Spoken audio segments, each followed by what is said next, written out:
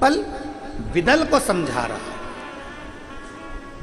क्यों गलत काम करता है, क्यों गलत विचार करना, क्यों गलत सोच रखना।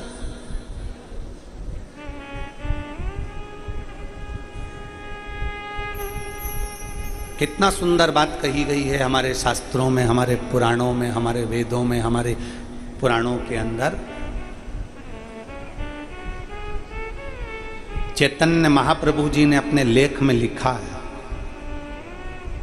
चैतन्य महाप्रभु जी अपने लेख में लिखते हैं कि कथा सुनने के लिए बैठो, बड़े प्रेम से बैठो, पर कथा में अगर कोई किसी की निंदा करता हुआ दिखे तो कथा को छोड़कर अपने घर पर चले जाओ, पर निंदा श्रवण मत।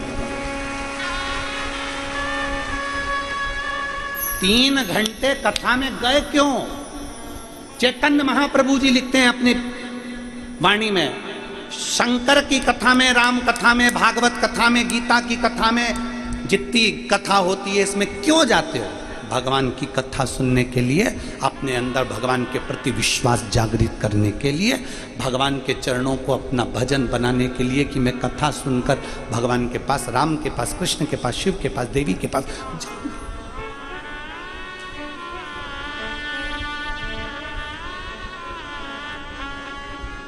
कथा सुनाते सुनाते भागवत में, रामायण में, गीता में, पुराणों में अगर बीच में कहीं कोई निंदा करता मिले, उसी समय कथा को त्याग कर अपने घर की ओर चले जाओ। चैतन्य महाप्रभु जी कहते हैं कहीं वो निंदा का कीड़ा अपने कानों से प्रवेश कर कर भीतर ना चले जाए, नहीं तो हमारी भी निंदा हम करना प्रारंभ कर दें और हम भी निंदा में डूबने लगे,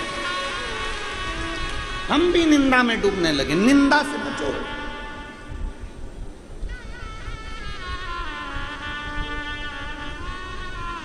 क्यों मेरी बेटियां, मेरी जीजियां कानों में कुंडल क्यों पहनती है? क्यों उसके माता पिता बचपन में कानों में कुंडल, कानों को छिदवा देते हैं? बचपन में बेटी छोटी है और घर के पिता, घर के मां स्वर्णकार के पास ले जाएंगे, कानों में छेद करवा देंगे, कुंडल पहना देंगे। और सबसे पहले कुंडल पहनाने से पहले उसके कानों में डंडी डाल देते, नीम की डंडी।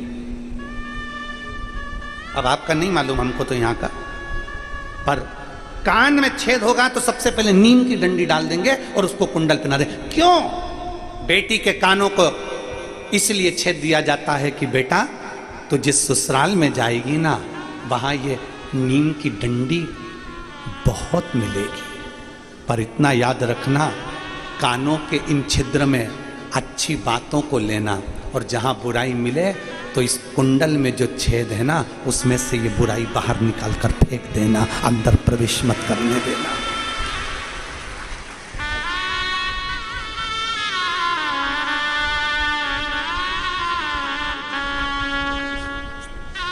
अब ठीक है बेटा? बेटे को कैंसर हो गया था, बाबा की कृपा से अब ठीक है। एक बार हर हर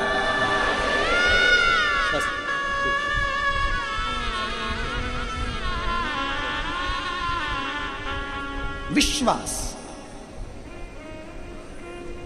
निंदा नहीं सुनना हमको। कोई कई विद्वान से विद्वान, बड़े से बड़ा महाराज भी अगर अपनी पीठ पर बैठकर निंदा कर रहा हो, उठकर चले जाए।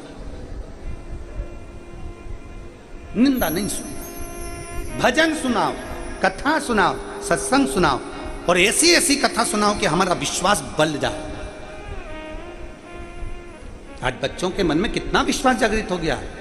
आज बच्चे इन पत्रों में देखिए, कई बच्चों ने कहीं नेट की परीक्षा, कहीं टेट की परीक्षा, आदि जितनी परीक्षा, कहीं सीए की परीक्षा, कहीं कोई परीक्षा, कहीं कोई परीक्षा। बच्चे जो अंदर से टूट रहे थे उनको बल मिल रहा है। वो बल होना चाहिए। और आपसे भी निवेदन है, अपने बच्चों से कभी मत कहो कि तेरे बस का नहीं है, तू नहीं कर सकता, तेरे बस का नहीं है, तू नहीं कर सकता। अपने बच्चों का विल पावर कभी कमजोर मत करो। पति से ये मत कहो कि तुम ये नहीं कर सकते, तुम दुकान नहीं चला सकते, तुम नौकरी नहीं कर सकते। कभी उसका विल पावर कमजोर मत करिए, बल्कि कहिए।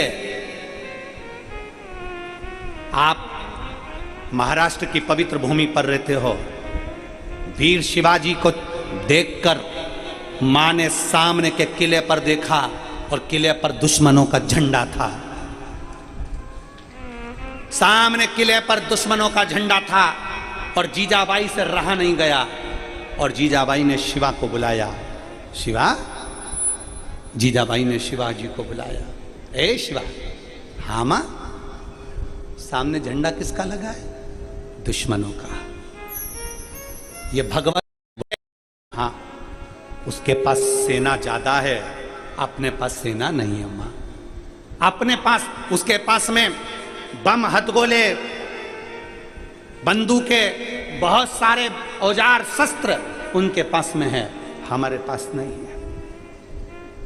मां, ठीक है शिवा, कल उस किले पर भगवा झंडा तेरी मां जीजाबाई गाड़ेगी। कल उस किले पर भगवा झंडा तेरी मां गाड़ेगी। शिवा के हाथ में जो पात्र था नीचे गिर गया और शिवाजी ने, वीर शिवाजी ने कहा, मां अब तुझे जाने की जरूरत नहीं है, तेरे लाल ने जो शंकर पर जड़ चढ़ाया है वो शिवा किले पर से झंडा उतार कर भगवा चढ़ाकर मानेगा।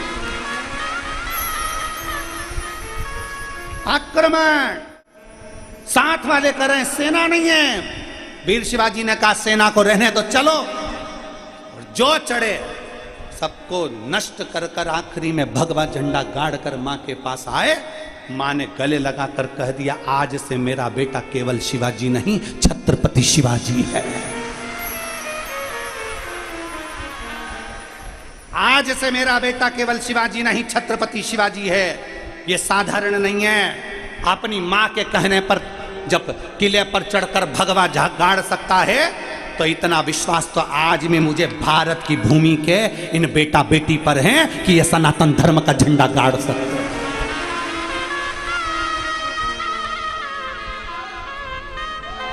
क्यों घबराना? आप अपने बच्चे से खुद कहती हो तेरे बस का नहीं है, तेरे बस का नहीं है, तेरे बस का नहीं है। आप अपनी बेटी से खुद कहती हो अब शादी कर देती हूँ, तेरे बस का नहीं है, तू गवर्नमेंट जॉब नहीं कर सकती, तू नौकरी नहीं कर सकता, तू सीए नहीं बन सकता, तू कलेक्टर नहीं बन सकता, तू आईएएस ऑफिसर नहीं बन सकता। कौन कहता है नहीं बन सकता? हिम्मत कर, बेटे से कह तुझ में वो बल है, तुझ में वो विद्वत्ता है, तुझ में वो बल है, तुझ में वो विद्वत्ता है, तू सब कुछ कर सकता, सब कुछ। क्यों घबराता है? बढ़ आगे। मैं तेरे साथ हूं ना, तेरे पापा तेरे साथ है ना, परिवार तेरे साथ है ना, दूसरे से मतलब नहीं। तू तो बढ़ गया। मम्मी मेरे से नहीं होगा तो नहीं होगा तो क्या हुआ? एक बार, दो बार, तीन बार, चार बार एक ही जगह पर गड्ढा खोदे जाओ, पानी की बूंद एक ही जगह गिरती रहती गिरती रहती गिरती रहती तो पत्थर पर छेद कर देती है।